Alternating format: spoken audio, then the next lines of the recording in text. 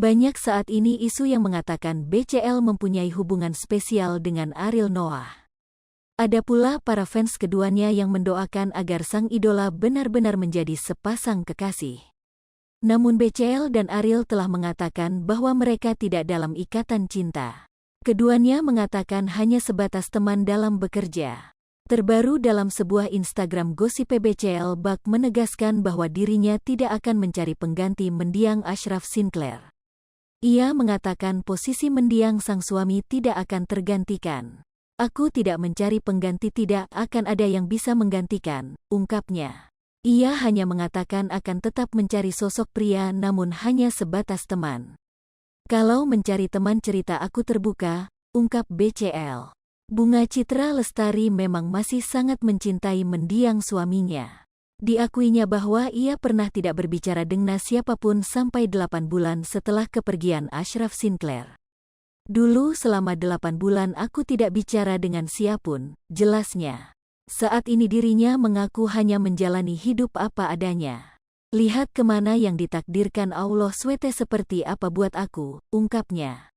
Sebelumnya BCL memang sering digosipkan dengan Ariel Noah. Netizen pun banyak yang menjodohkan BCL dengan Ariel Noah. Dalam beberapa kesempatan BCL dan Ariel Noah memang sering terlihat bersama. Bahkan Ariel Noah diajak BCL dalam konsernya beberapa waktu yang lalu. Dalam sebuah tayangan BCL akhirnya buka suara soal isu kedekatan dirinya dengan Ariel Noah.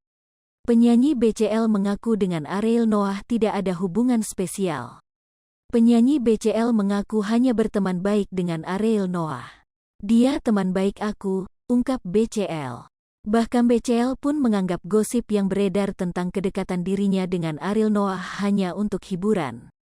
Netizen suka gosip untuk hiburan, ungkap BCL. Time sama dengan 0.4S lebih besar dari dirinya pun heran kenapa bisa dijodohkan dengan Ariel Noah.